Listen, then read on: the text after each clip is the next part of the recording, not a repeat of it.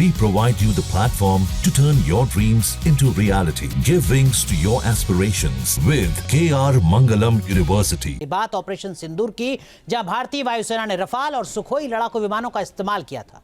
इन दोनों ने पाकिस्तान के ठिकानों को मिट्टी में मिला दिया था।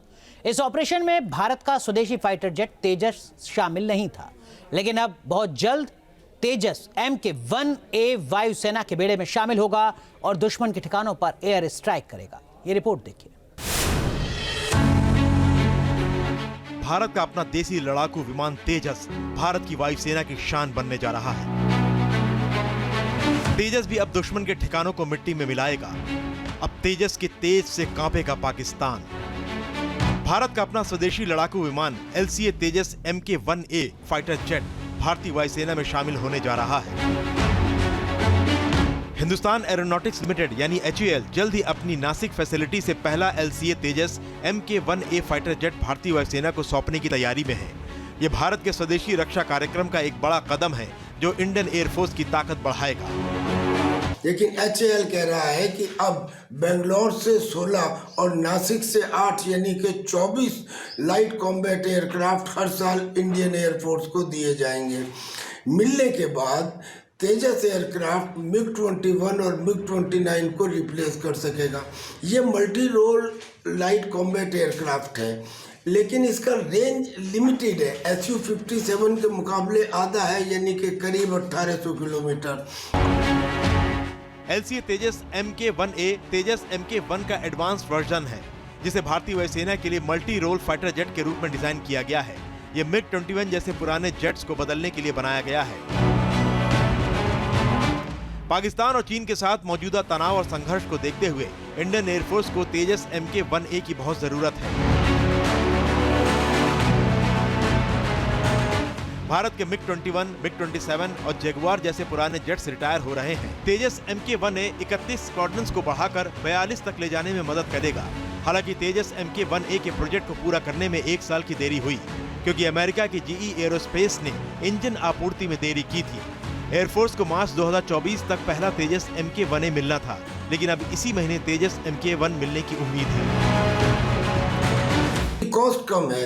ये अगर देखा जाए तो अमेरिका के F-35 से 200 करोड़ रुपए कम है, पर 65% इंडिजिनस है। खास बात इसके हथियार हैं, इसमें ब्रह्मोस मिसाइल, इसमें beyond the visual range missile, इसमें गाइडेड बॉम्ब, ये सब फिट किए जा सकते हैं।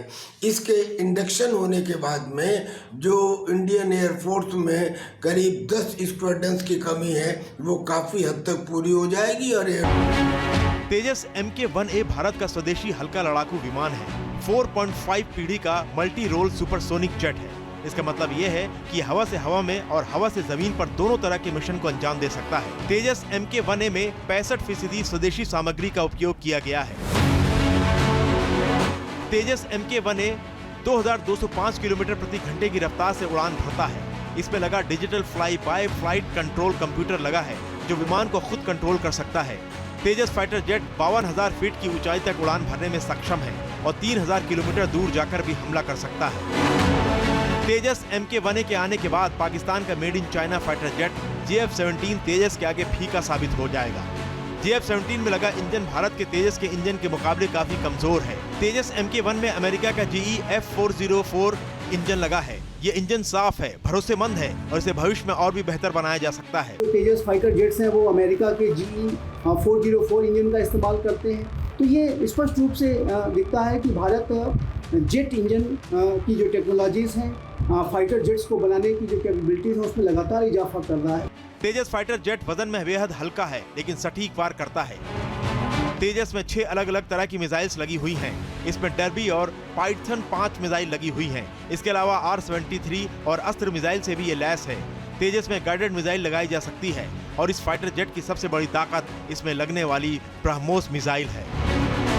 तेजस MK-1A वर्जन में इजराइल का AESA रडार है। इसमें बेहतर इलेक्ट्रॉनिक वॉर सिस्टम और कई तरह के हथियार इस्तेमाल किए जा सकते हैं। HAL की बेंगलुरु और नासिक सुविधाएं हर साल 24 तेजस जेट्स बना सकती हैं। तेजस MK-1A के भारतीय वायुसेना में शामिल होने से ताकत में तो इजाफा होगा ही, विदेशी विमानों पर भी निर्भरता कम होगी। Team news nation. जहां भक्ति है हर शब्द में, कथाओं में छिपे हैं दिव्य रहे और ज्योतिष देता है जीवन को दिशा। धर्म से जुड़ी हर बातों को जानने के लिए हमारे चैनल स्तुति को सब्सक्राइब करें। चैनल पर जाने के लिए इस लिंक पर क्लिक करें।